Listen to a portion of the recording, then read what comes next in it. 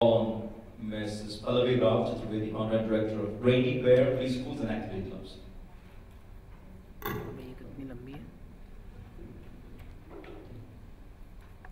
Thank you so much.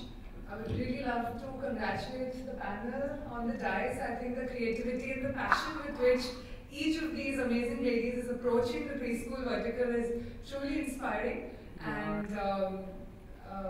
it's a great area to work for.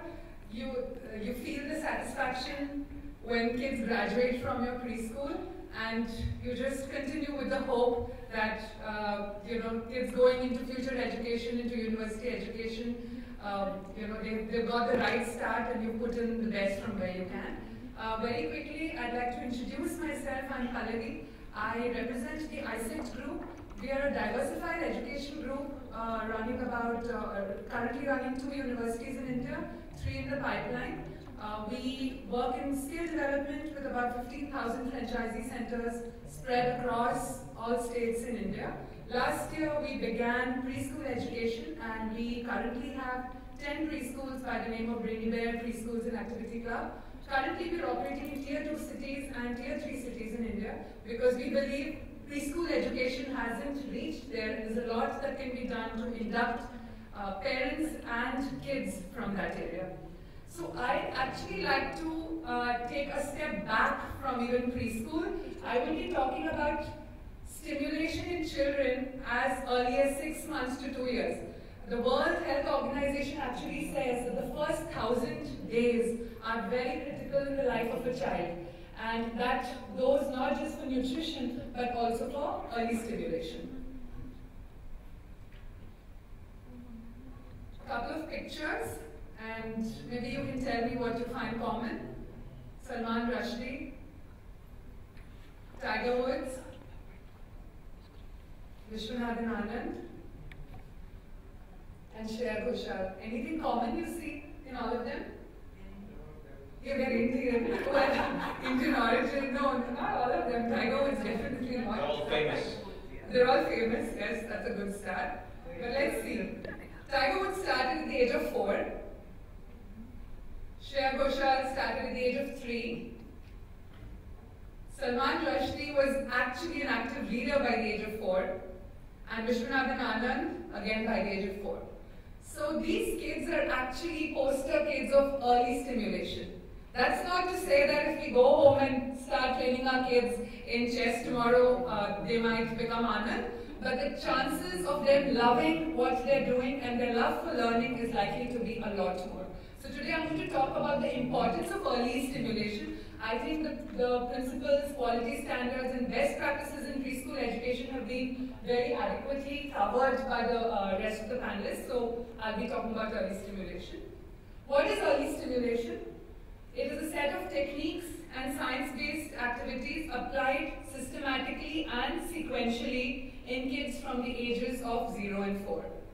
We've been talking about happiness from the morning, and the Director General of UNESCO up till 2005, Mr. Koichiro Matsuda, says a stimulated baby will be an alert child, a happy youth, and an adult with a zest for living and participating in society. So the foundation of happiness is actually laid at home way before you send the child out of school, out of home to school. So we've been talking about the story of the brain, about the growth and the neuron development very early on. Neurons develop rapidly before birth.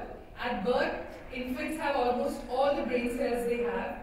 The connections are wiring. With every new experience, there's a new wiring which happens between the neurons. And this is actually called learning in very late terms.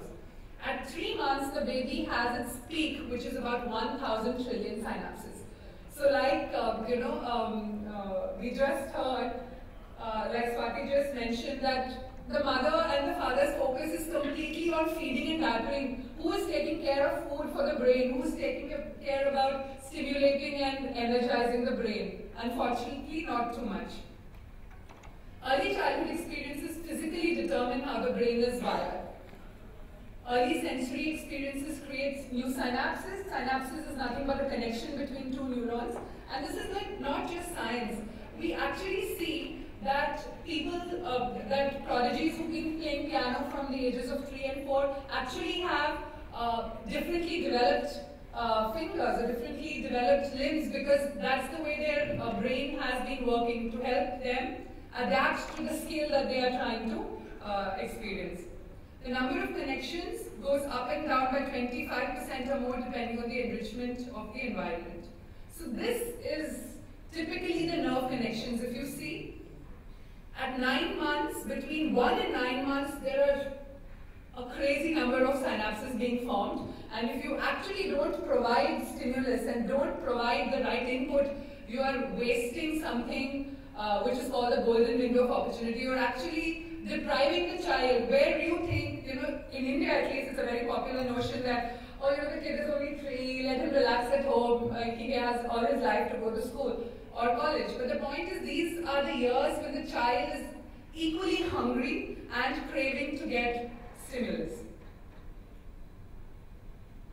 The window of opportunity, at about age 10, your brain growth actually pretty much stabilizes.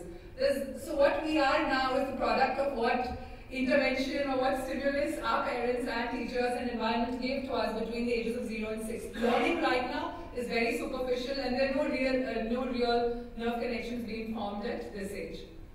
There is also something called pruning, where skills which convert into connections that you don't use in the brain drastically get cut down post the age of 10 or 12. So if you want to actually, all of us know that a child at 6 months is able to pick up swimming a lot more easily than a child at 15 or 16. So that's because you're so much less receptive to new interventions. So this is a very often quoted story. A legend says that a woman approached Sigmund Freud and said, "At what age should I begin the education of my child?" So Freud asked, "How old is your youngster?" 5 months old, she replied. To which he retorted, "You're already 14 months